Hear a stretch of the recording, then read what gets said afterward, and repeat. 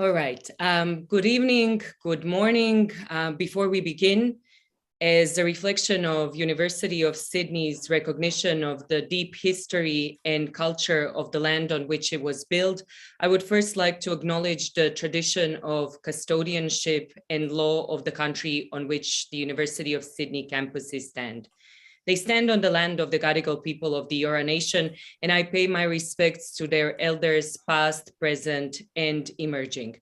And I also extend this acknowledgement to any other Aboriginal and Torres Strait Islander people online with us today, as well as the traditional owners of the country on which you are on, and pay respects to their elders, past, present, and future. My name is Gorana Grgic. I'm a senior lecturer at the U.S. Studies Center and at the Department of Government and International Relations at the University of Sydney. And today, as it's been now customary, we are presenting another installment in a series of talks with NATO experts that is an initiative between the United States Study Center and NATO Public Diplomacy Division. In this series, we explore the challenges ahead of NATO and Australia and propose areas where furthering and deepening cooperation can offer solutions. This particular installment comes at a time which is quite different from all of the previous webinars we have done. For February 24th of this year has drastically and irrevocably changed the security architecture and circumstances in Europe. So we'll get to the topic in a second, but just a few housekeeping notes before we get underway. We do encourage you, as always, to become part of this discussion and ask questions as we go along. This can be done at any time by typing them into the Q&A box, and we will make sure that we address those towards the end of our session today. Apart from being streamed live on YouTube, this discussion is also being recorded for later access on US Study Center's media channels. But now back to the topic. Russia's invasion of Ukraine and brazen aggression represent the worst military aggression in Europe for decades. It is also the most blatant breach of international law and state sovereignty on the European continent in a generation, which in turn has highlighted the importance of NATO's core task of collective defense and deterrence. The aftermaths of the February 24 invasion will have irrevocable consequences for transatlantic security and priorities. Yet, even before this, there were multiple growing challenges to the existing security architecture and institutions that were set up in the wake of the Second World War. What challenges and threats is NATO facing given the current security crisis on the eastern border?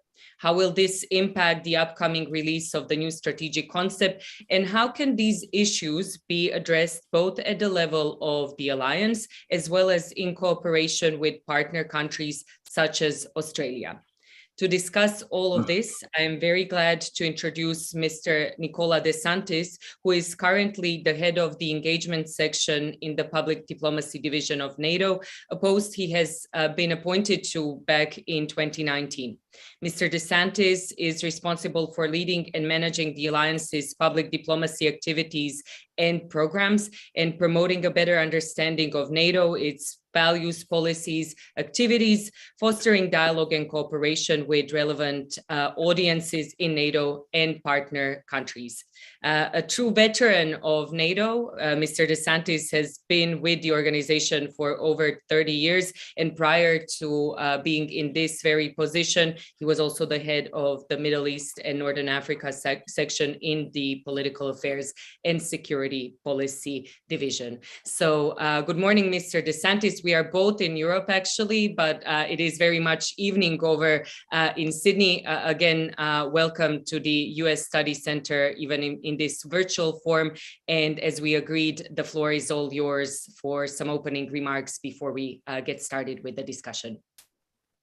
Thank you very much, Dr. Grich. I would like to thank you personally for all and the United States Study Centers at the University of Sydney because of the work that you're doing in order to promote a better understanding of NATO's policies and goals this is very much important and due, especially considering that Australia is, since 2005, a very active partner of NATO. Australia has developed, I would say, a relationship with NATO based on two pillars, mutually reinforcing, political dialogue, and practical cooperation.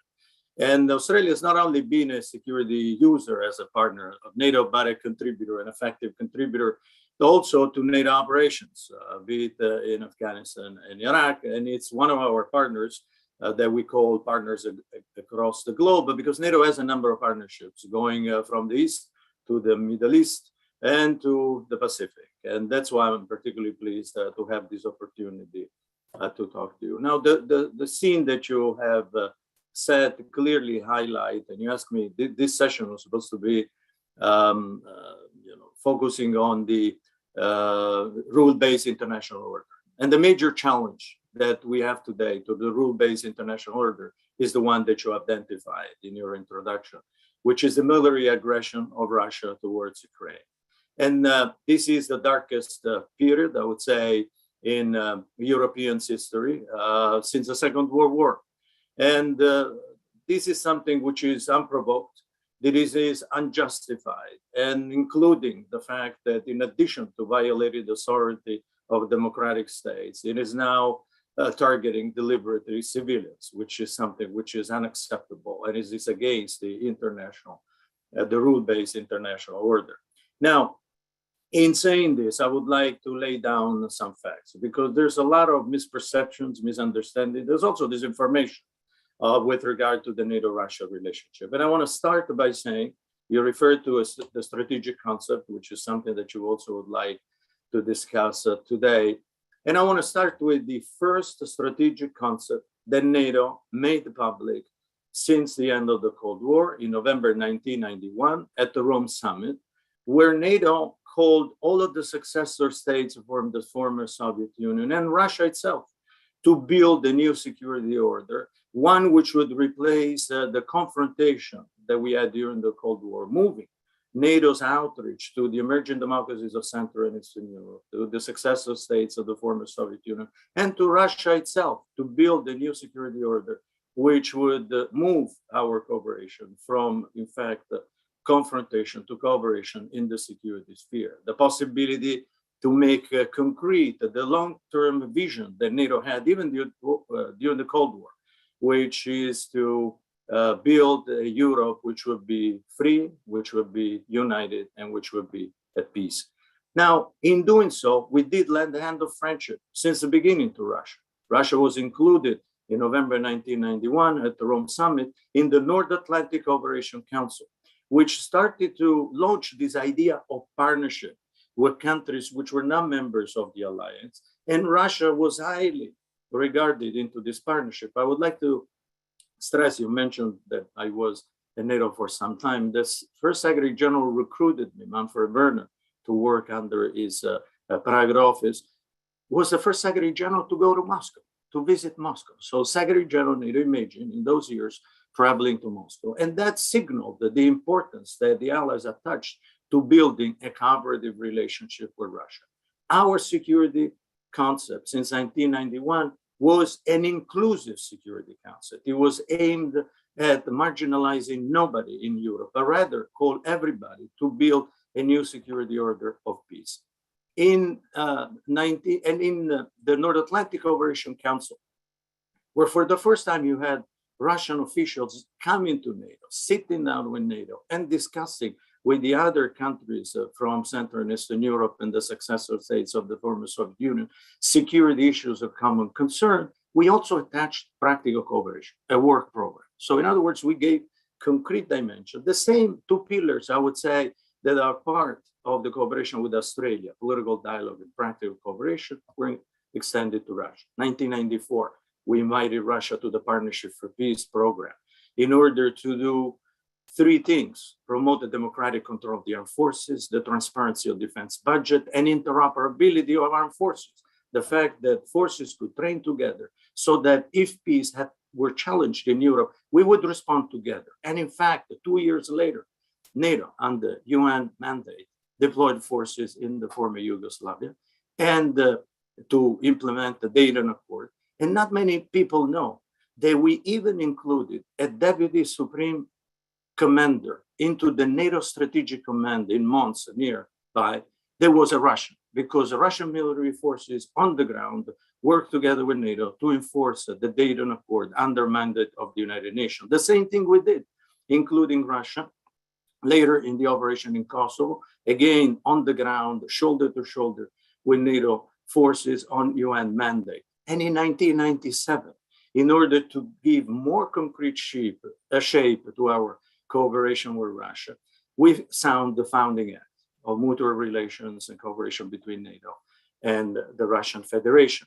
The founding act, and we also established a body, a permanent joint council between NATO and Russia, a bilateral council which would meet regularly to discuss issues and common concerns and to look at practical areas of cooperation, those identified in the founding act.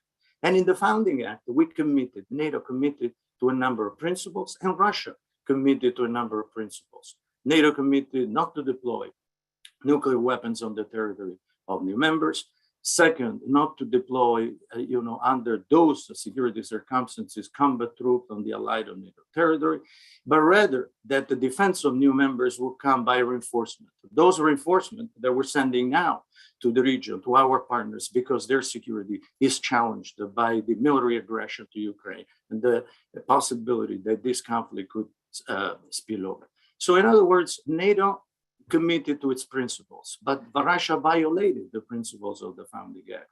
Russia had committed to respect the territorial integrity and sovereignty of the states, and it had also committed to allow these countries to choose the way in which they would have promoted their security. And if their security is to be part of international organizations, be it NATO, being the European Union, complementing the security and economic dimension, this is the free choice of any democratic countries, and nobody can reestablish divided lines in Europe. In 2002, we transformed the Permanent Joint Council from a bilateral body into the NATO Russia Council, and Rome, another meeting with the Russian Federation, where President Putin committed to the principles of founding act, those principles that he has violated through the military aggression to Ukraine.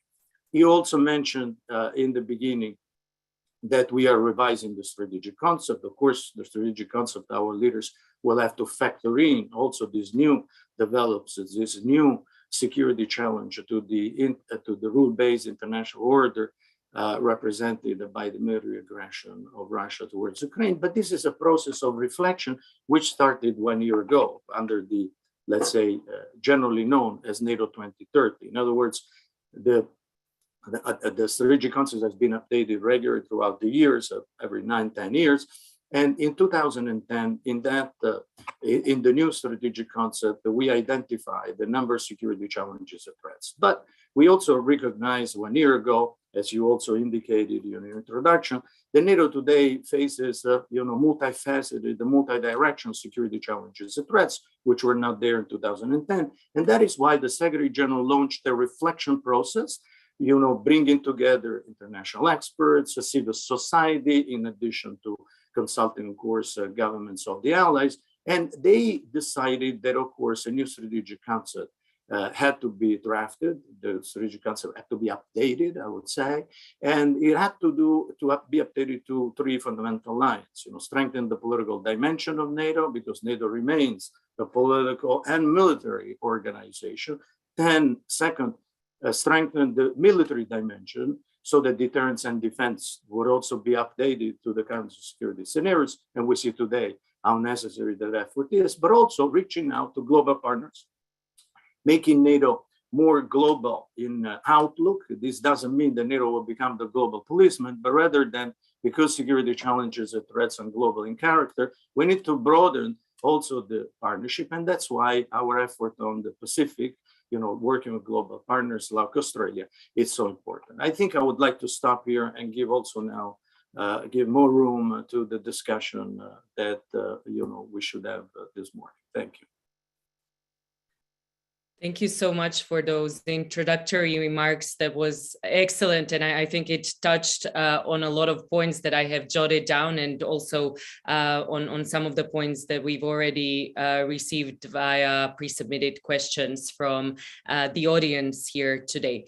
So let's go back then to the strategic concept and this exercise in a sort of self-reflection, but also in where it is that NATO will be going. So NATO's last strategic concept was adopted at the Lisbon summit well over a decade ago. Back then, the sort of assessment of the security situation was such that it was said that there is no major conventional threat in Europe at that point, right?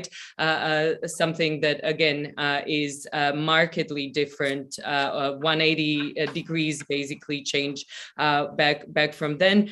So this question of NATO's core tasks, and maybe, if not everyone is sort of familiar with the 3 core tasks that NATO has and the sort of missions that it picked up along the way, along with the collective defense, which was there since the founding, but then also the issues and mission that was related to crisis management and to cooperative security. So you already alluded to some of this, that basically NATO's whole being and the kind of history is one of adaptation, of changing as circumstances changed. And certainly with the wars in the Balkans, or with the intervention in Afghanistan, with the emergence of different challenges around the globe, we have seen basically evolution of NATO's mission into the cooperative security and crisis management. So a question then, will now, given the war in Ukraine, defense and deterrence become again just the focus of NATO? How much bandwidth will there be for NATO to actually deal with these other things? You have said NATO is clearly not a global alliance, but it has been addressing global challenges. A lot of people are saying this is actually time for NATO to focus on the core of its geographical focus. What are your thoughts on that? Well, let me say, of course, it's going to be difficult to anticipate the decision that our heads of state and government will take on 29th and 30th of June with regard to the content of the strategic concept. Consultations are ongoing. Ultimately, NATO being an intergovernmental organization, it will be our governments which will reach consensus and will decide. But let me say, you alluded to 3 core security tasks. These are collective defense, crisis management, and cooperative security. What does it mean? Well, NATO remains a defensive alliance. Our priority is to protect our member countries so that they can perfect their democracies. This is the fundamental character of NATO. Second, the NATO over the years, starting in Bosnia and the Balkans, but then in Afghanistan, but also in Libya, NATO has been using diplomatic and military tools to manage successfully crisis, and that's what we've done. And of course, in the future, NATO will need to continue. And then, the third one is cooperative security, the possibility of working with partners. Now, looking at the 3 of them, personally, I think there is still value in all these 3 core security tasks. And, but what you said NATO has, worked for change. I would say NATO has been an agent of change. In other words, and this is what you expect from an international security organization, to update itself, the ability to deal with the different security challenges as the security environment, the international security environment, evolves. Now, collective defense, looking at the 3 of them, collective defense, the ability to defend NATO's territory. It's not only true because of Russia, of course, but, since 2010 and now, we have seen, in addition to, I would say, systemic competitions from assertive and authoritarian states, we have also seen, of course, that a number of security challenges have evolved.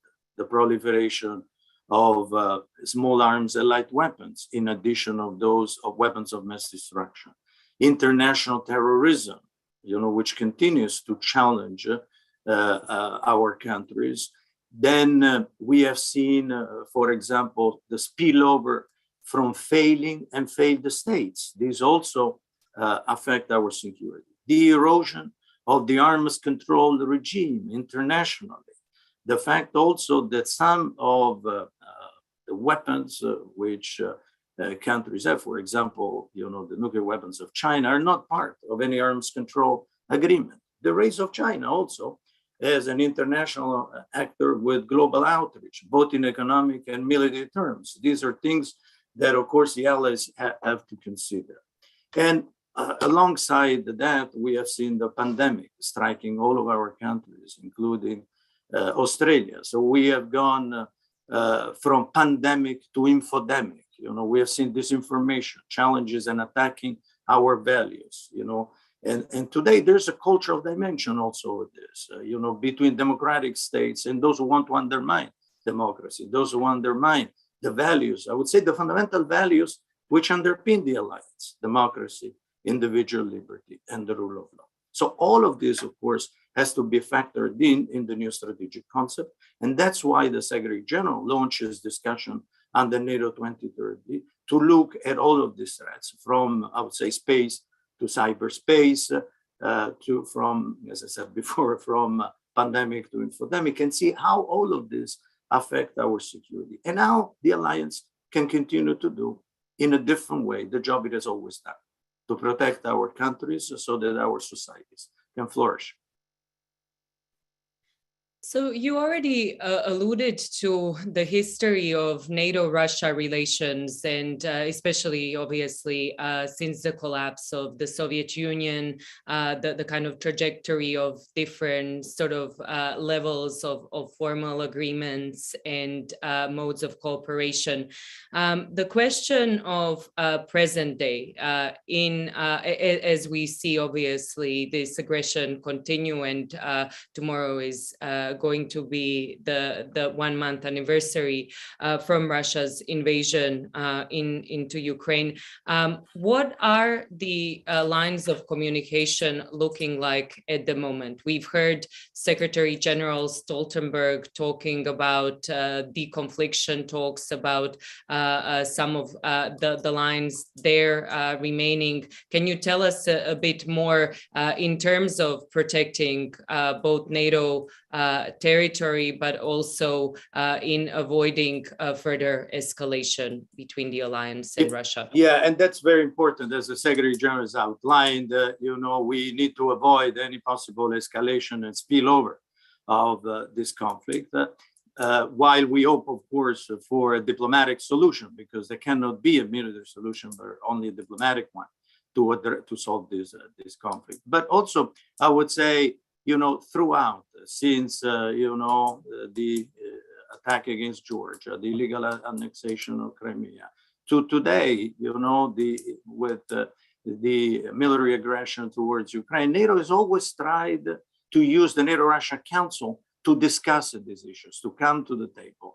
And, Russia has refused, especially with this crisis. Nevertheless, we do believe the military channels of communication needs to be open, because, of course, we need to prevent misperception, misunderstanding, because these are the causes of tensions, and potentially they can also create conflicts. So this possibility from NATO remains. And of course, our active communications, our public diplomacy, the communication of the Secretary General at the highest level of all NATO officials goes in the direction to explain, NATO's role with this kind of,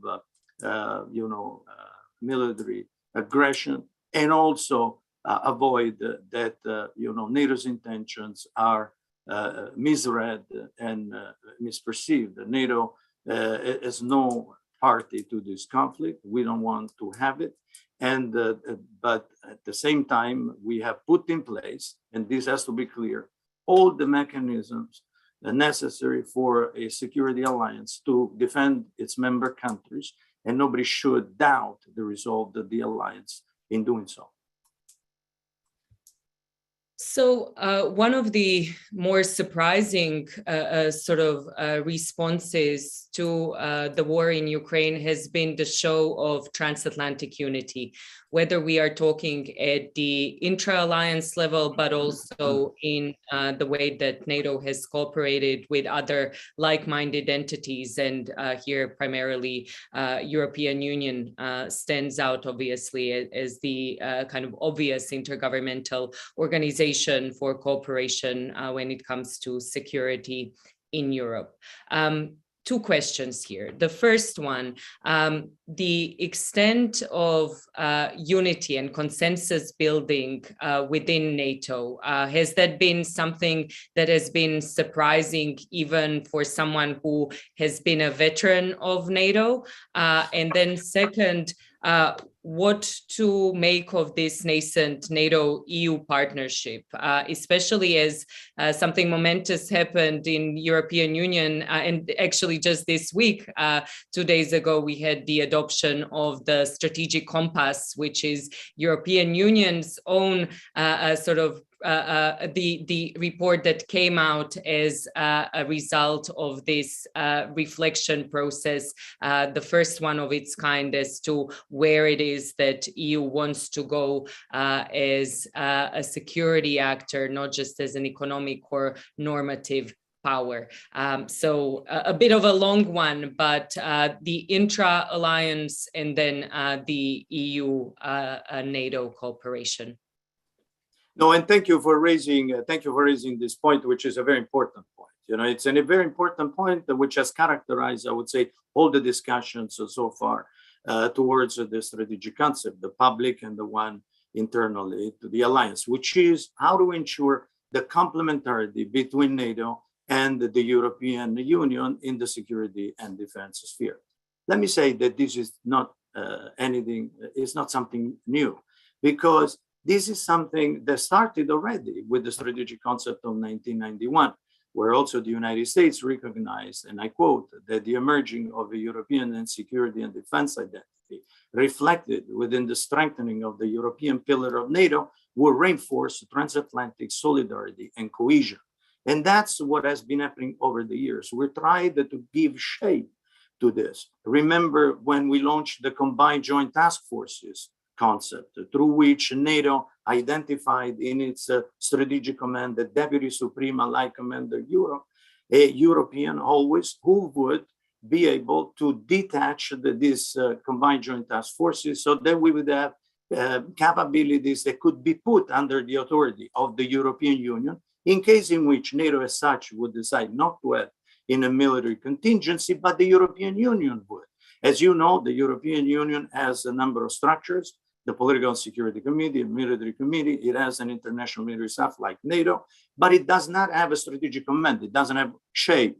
But in order to ensure complementarity, we did a number of agreements for the release, monitoring, and recall of NATO's assets and capabilities, describing all the modalities in which we will make concrete this cooperation with NATO and the European Union.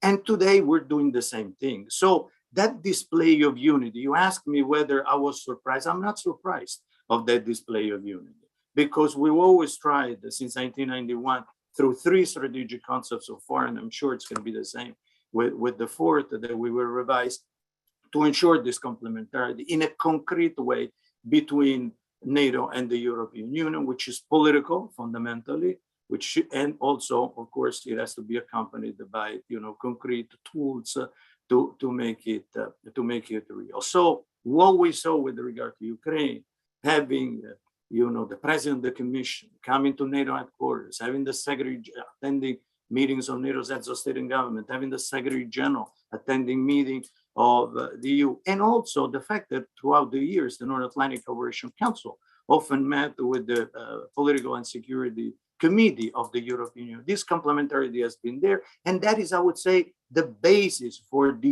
unity, the transatlantic unity that you have seen today vis-a-vis the crisis, in which each organization is playing its roles within its own specificity. NATO in the security sphere for the defense of its members, the European Union with regard to the sanctions, which also include the transatlantic dimension. That is why tomorrow the President of the United States will be in Europe for an extraordinary meeting. And after being at NATO headquarters, we'll also go to the European Union, another show display of this transatlantic unity and solidarity. So in a nutshell, we've traveled a long way from the famous Albright's the 3Ds and no to 3Ds to NATO welcoming EU's aspiration for strategic autonomy. At least I'm going to take it somewhat like that. And you have mentioned, obviously, the United States and the role that it plays obviously still as the world's largest military power, as certainly the member state that has had a critical role in the creation of the alliance, in the maintenance of the alliance.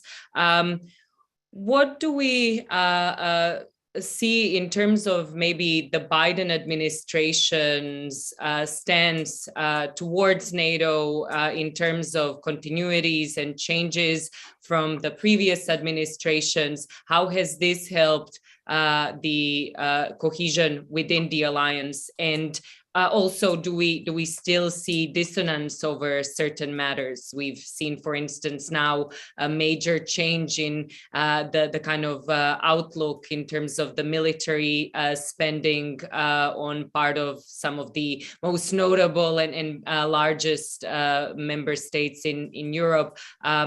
What are, again, some of those similarities? What are the changes when it comes to the US stance as someone who is at the US Study Center? Look, with regard to the, to the 3Ds of Mrs. Albright at the time, I think they remain valid.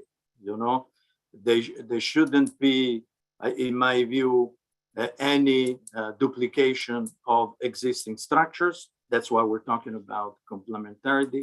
There shouldn't be any discrimination of any allies, you know, especially those who are not members of the EU, but are members of NATO. As you know, the membership of the two organizations does not, you know, coincide.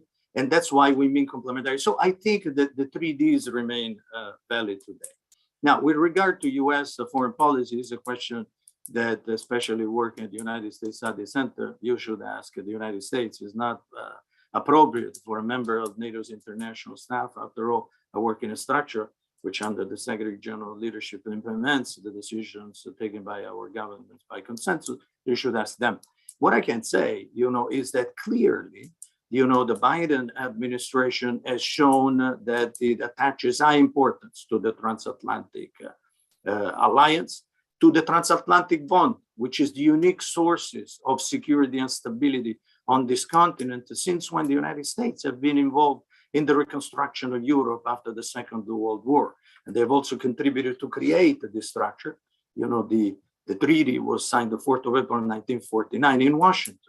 And the countries, you know, deposited their accession documents to the government of the United States. So in other words, this remains the transatlantic place where, you know, the United States and Europe not only discuss, but also take a decision and eventually act on issues pertaining to their transatlantic security. And President Biden has made it very clear that this is the direction of his administration. And that's why I believe is coming to Europe at the major times of challenge for the transatlantic security. You've mentioned the membership of NATO and in the sort of comparison with EU, obviously, those member states do not coincide. There is a huge overlap, but obviously notable differences. EU, 27 member states, NATO 30 extends over the Atlantic. We hear increasing chatter about potential for NATO's enlargement in the wake of Russia's aggression. Primarily in the north. Finland, Sweden, member states of the European Union, not member states of NATO, are the ones that are very much being identified in these conversations. From your perspective and to the extent that you can speak to that, the partnership with those two countries, might it actually extend all the way to them becoming the 31st and 32nd member states of NATO, or are we just going to see the deepening of the enhanced opportunity partnership that they have with NATO? Well, what I would like to say that Finland and Sweden are strong partners of NATO. We attach high importance to their cooperation. Again, it is based, on two pillars: political dialogue and practical cooperation. At this time, we're exchanging we're having a lot of political dialogue with these two countries, and of course, they are part of our community, although they're not members of NATO. They are partners with which we attach high importance. Now, the door of NATO remains open. We've said it and we continue to repeat it. Article 10 of the Washington Treaty allows countries which signal their interest to be a part of NATO to be invited and to follow a process of membership.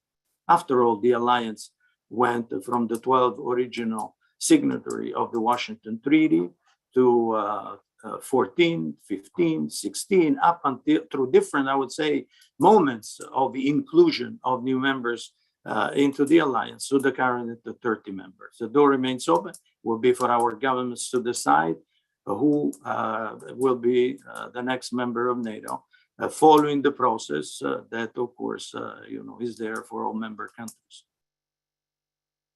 For all, countries who apply for membership. Excellent.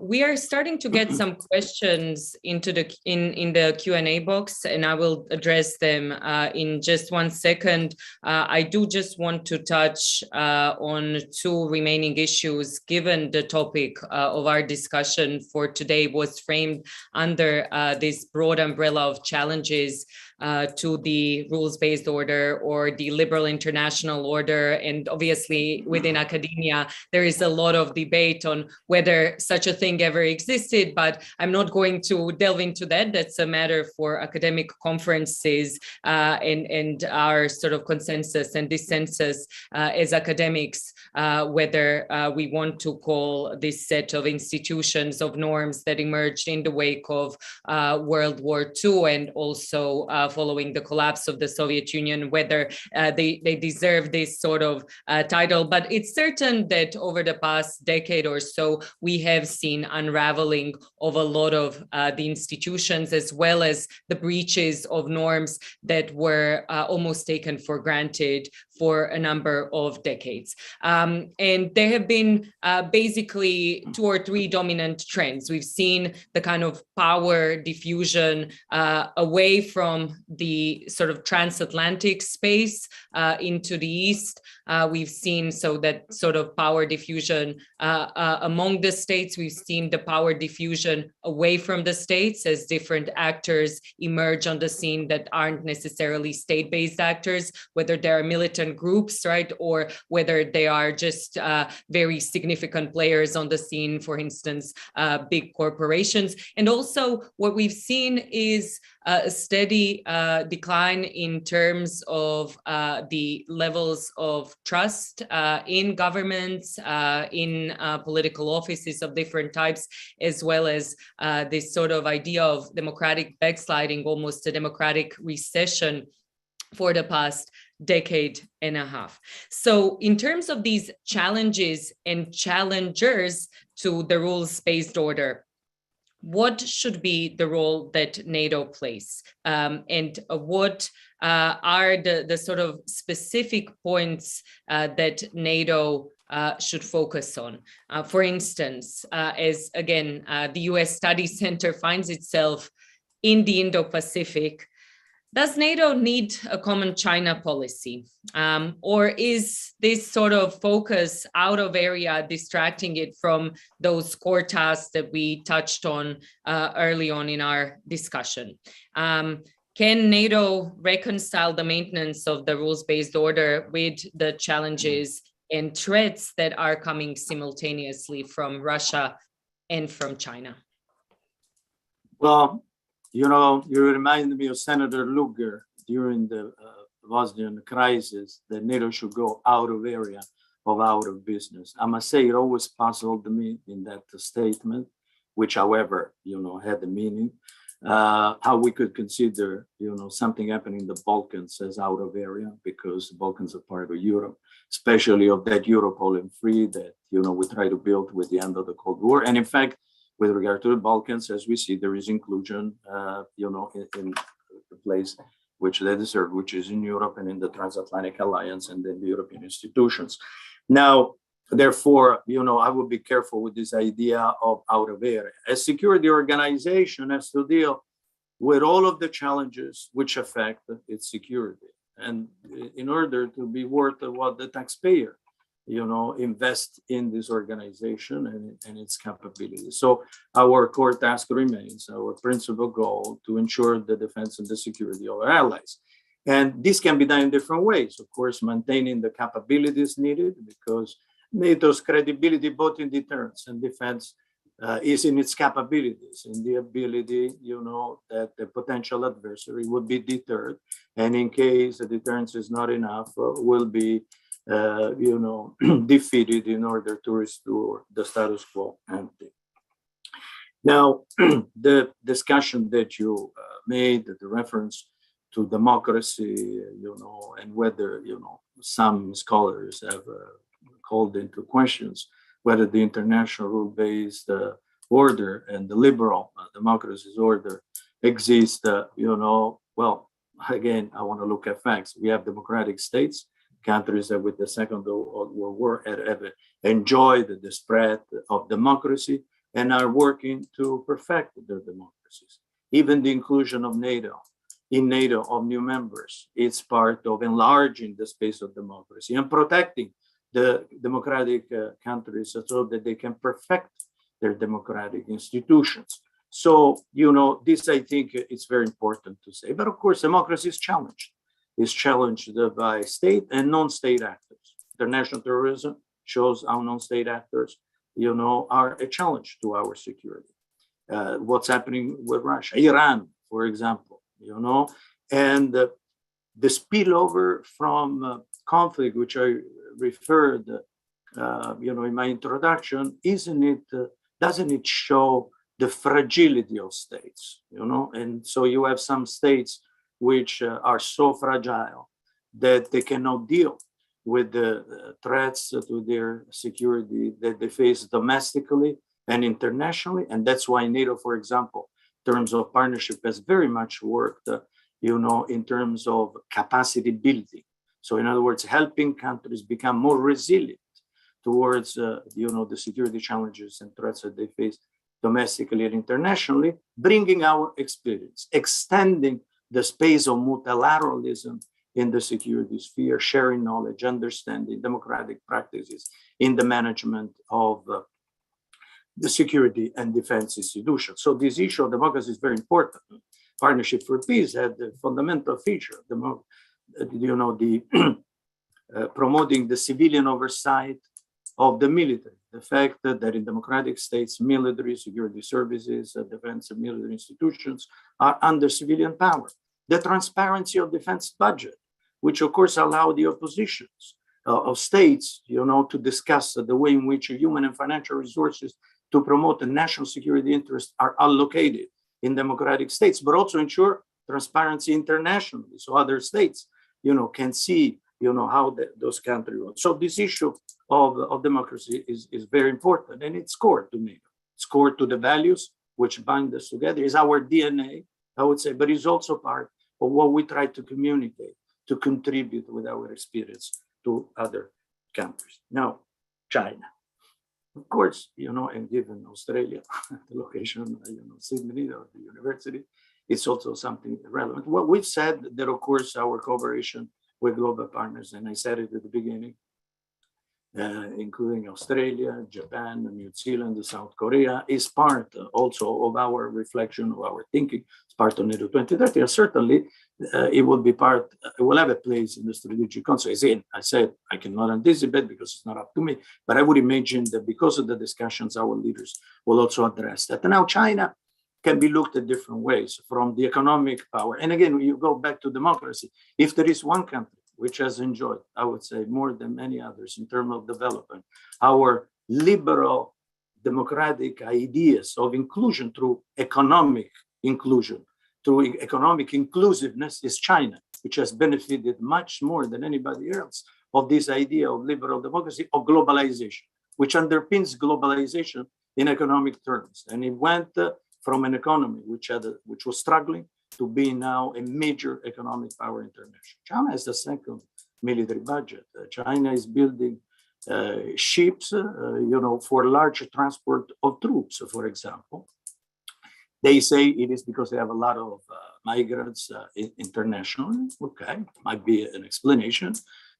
Also, it has weapons like hypersonic gliders, which are a kind of technology which, of course, can direct, warheads that can be conventional, but also, nuclear.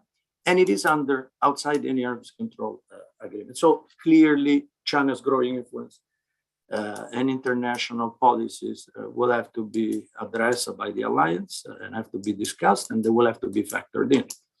But right now, I cannot anticipate in which direction the alliance will go. We'll see this on 29th and 30th June, so stay tuned.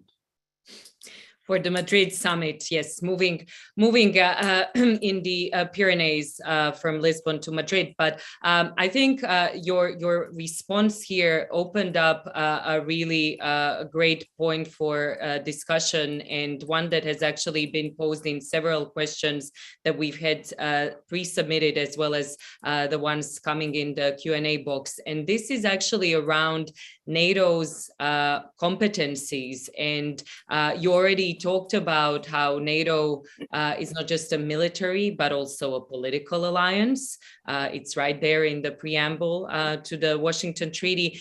Also, something else that probably goes maybe a bit beyond what is usually known by the general public and people who don't spend time reading all the articles. But Article 2 of the Washington Treaty talks about the cooperation in economic policies and economic collaboration between the allies. So in light of what we've seen going on in Europe, but also with some of the things you mentioned around globalization, and how we are seeing a paradigmatic change, which has been brought about not just now, the sanctions that have been applied to Russia that are the harshest that we've seen yet, but also in terms of some of the domestic turns in a number of NATO ally states, where we've seen increasing talk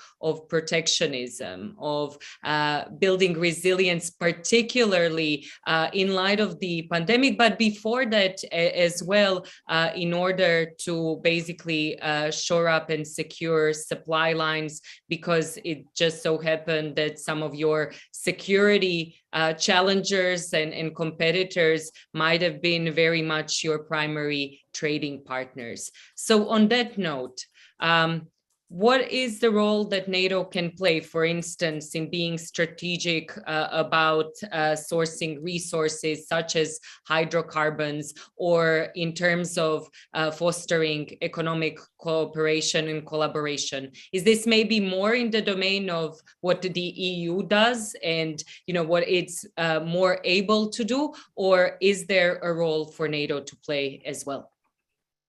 Well, when you refer to Article 2, we need to clarify what that was there, because of course, it makes clear that the allies have to remove, those obstacles that can, in economic terms, hamper the ability of the alliance to fulfill its core security tasks.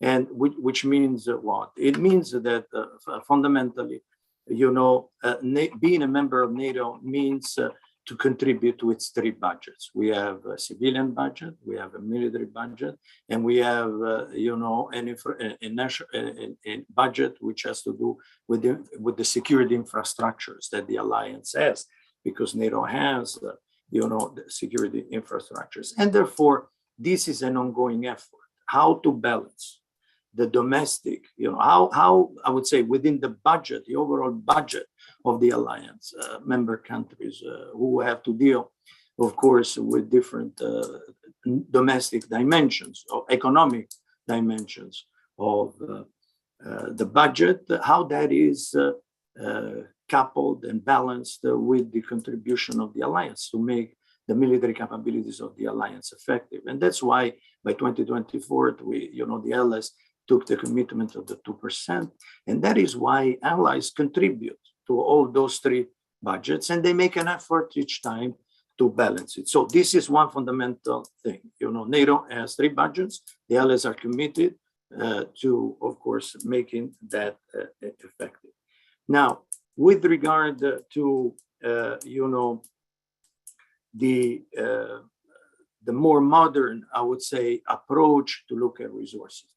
What we are also reached out increasingly very much to the private sector, to building a relationship between NATO and the private sector.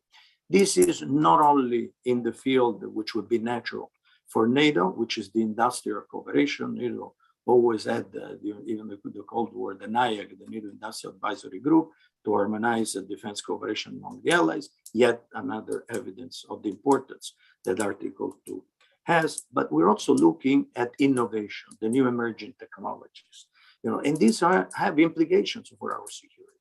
Think, for example, to artificial intelligence. There are systems now which have to do with military capabilities, which are not only automated, but they are also autonomous in terms of the execution of deadly force. And that poses a number of issues also in terms of values.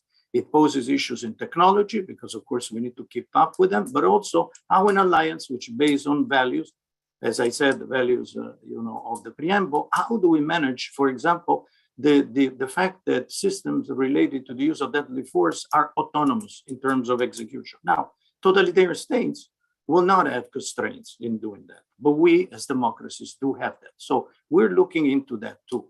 And this whole issue of the new technologies and innovation is so important to the alliance that the Deputy Secretary General has been tasked by the Secretary General to chair an innovation board, which looks at the way in all of this is harmonized with the alliance. And yet, this is going to be another important part of the strategic concept. And I'm sure that, everybody will see the value of this once this is unveiled.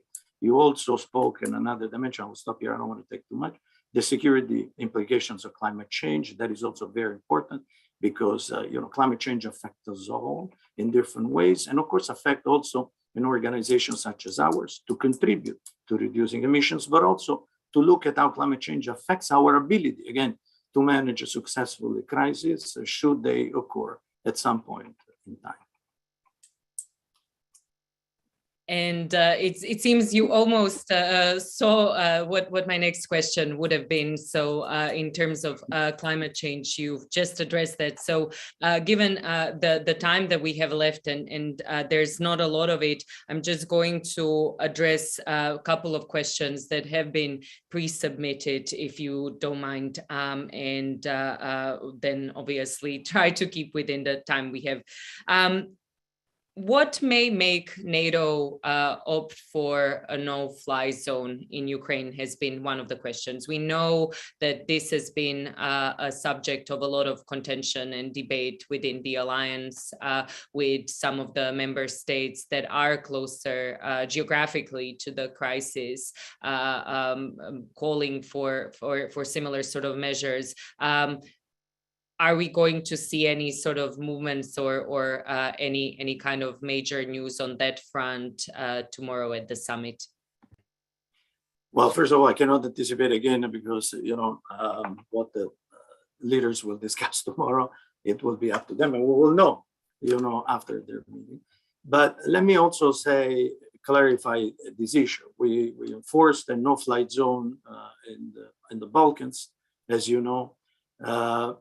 And enforcing it, first of all, no-flight zone required on the Balkans, for example, a UN Security Council resolution. I don't see that, quite frankly, coming. But also, the Secretary General has made it clear, and the allies have made it clear very much that we don't want to become party to this conflict because this would involve a dangerous escalation that would, really threaten international peace in Europe more, and even having global consequences. And no-flight zones would mean, as we have seen in its enforcement in the Balkans, but also in Iraq, to shut down planes which violate that no-flight zone. And this would put the NATO automatically in a conflict with Russia, something that the allies have decided that should not happen. And personally, the decision is, in my view, very clear of the allies. This has been stated and restated by the Secretary General, during the ministerial meeting. And really, I don't see how NATO could, not be involved in this conflict should it enforce a no-flight zone. And one final question, I was trying to pick something that was at least more of a way to end on a positive note, but there was actually, the time is such that there are not a lot of questions that are posed in that light, but there is one that is extremely worrying and needs to be addressed. The sort of talk of breaking of nuclear taboo and just the sort of prospects of any sort of exchange that would have weapons of mass destruction included in it. Are there talks, are there ways to try to mitigate this that are going on at the moment, and where might the future of non-proliferation and arms control go from here, given February 24? Well, look, in terms of deterrence, NATO relies on an adequate mix of conventional nuclear forces. So our role fundamentally is one in terms of deterrence. I don't want to speculate on possible use of not use of nuclear weapons. Nuclear weapons should not be used. They cannot be disinvented, but of course, we need to prevent their use at all costs. And of course, the international community, should such an occurrence happen, will have to deal with it. But I really hope that this will not be the case ever. I think that this is all we have time for. Mr. DeSantis, the hour has flew by, and I'm sure that we would have had another at least half an hour worth of material to discuss, if not another hour.